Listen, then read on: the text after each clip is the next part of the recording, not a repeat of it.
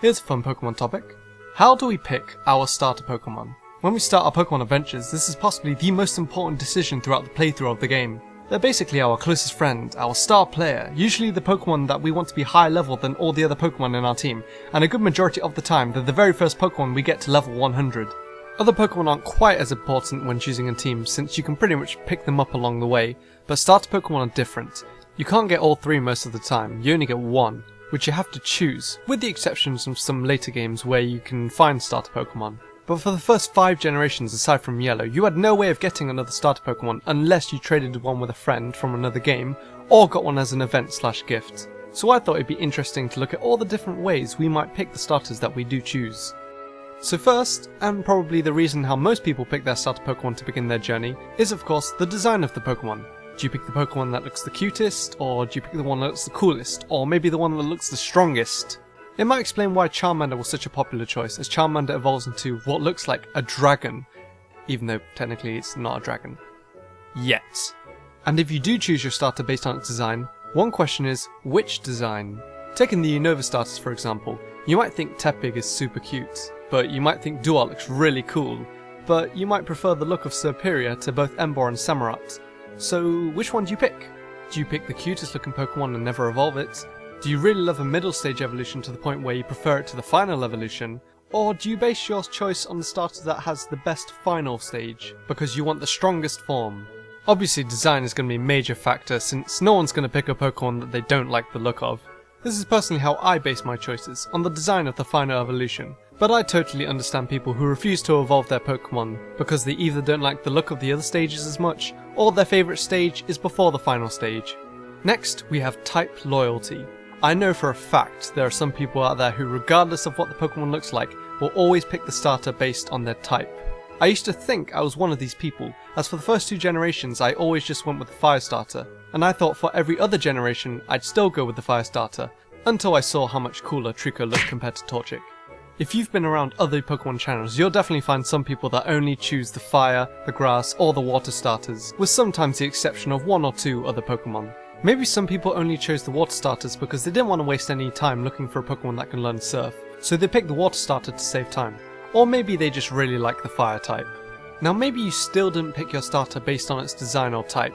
Maybe your choice was influenced by something. Maybe it was influenced by the manga or the anime. Again, I'm willing to bet that Charmander wasn't so popular not just due to the fact that it evolved into what looks like a dragon, but also because of Ash's Charizard. I'm not gonna lie, one of the main reasons I did pick Trico for the home region was because Ash's Trico was made out to look much cooler than May's Torchic or Brock's Mudkip. I had no idea what Trico's final evolution looked like until I saw Ash's Grovyle evolve in the anime. Luckily, Sceptile turned out to be awesome. And maybe you chose Cyndaquil as your Johto starter because you like Gold's Typhlosion. Or Jimmy, as he was called in the anime. Or maybe you were influenced by Dawn to give your Piplup an Everstone so it wouldn't evolve. An Everstone? An Everstone has the power to prevent Piplup from evolving ever. It's possible that the anime was the first place that some people first saw a specific Pokemon, including a starter they liked the look of. So it wouldn't be surprising if someone chose a specific starter because they liked what they saw from the starter in the anime. Now maybe when it comes to picking your starter, you're not that fussed on the starter's design or type or what it did in the anime. Maybe you wanted to have the strongest starter out of the choices you had, so you based your pick on which starter had the highest stats, or which starter was currently popular in the competitive scene, or even which starter had the advantage over most of the Pokemon gyms.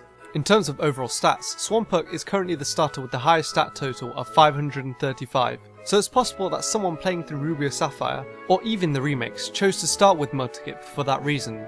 As for Pokemon good in the competitive scene at the time of release, Infernape was seen by many as the best competitive starter until Black and White 2 came out, or even until the 6th generation, being in the OU tier for quite a long time, so it's possible because of this that you picked Chimchar as your 4th generation starter.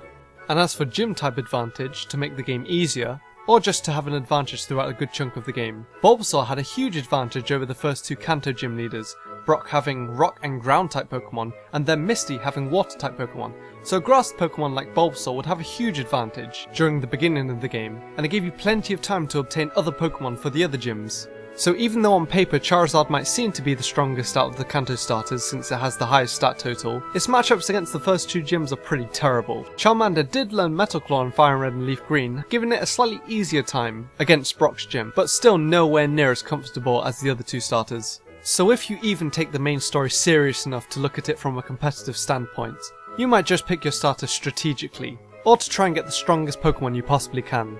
And lastly, I'm going to talk about choosing your starter to fill a specific role on your team. Maybe you picked your starter to fill a role that you've planned. If you're like me, you don't like having repeating types on your team, so you might plan out what Pokemon are going to be on your team. Which Pokemon's going to be your fire type, which Pokemon's going to be your grass type, which one's going to be your electric type, which one's going to fly you everywhere, which one's going to surf you everywhere, and which one's going to be your HM slave.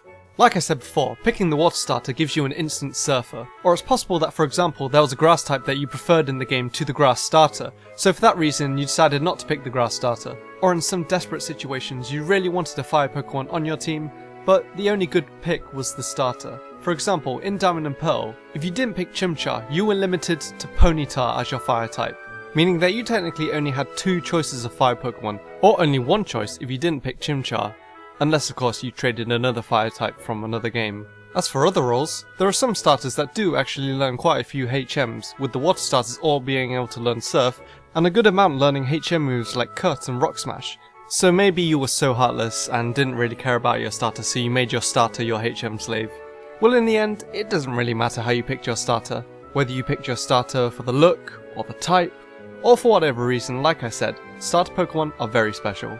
Whenever you see someone's favourite list, 99% of the time they're going to have a starter on the list. And there's a pretty good chance that the reason that you picked your starter was because of the reasons that I covered. Or maybe you picked your starter for a totally different reason. And if so, I'm dying to know. Anyway, really hope you enjoyed the small video. Hopefully if you liked starters as much as me, you did. And as always, if you like what you've seen and you want to see more, you can subscribe. And until next time, thank you very much for watching.